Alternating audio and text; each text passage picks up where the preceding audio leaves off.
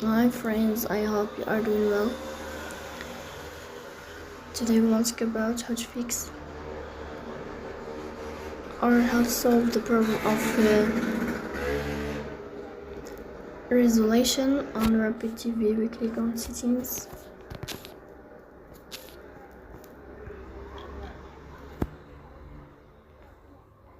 Here we click on apps, default apps, app settings.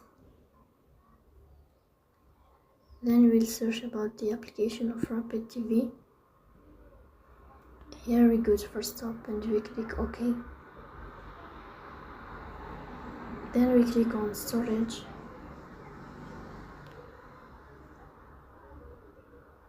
Here we click on clear cache. Then we'll move to Play Store and you will update your apps. Please don't forget to press the bell icon, subscribe.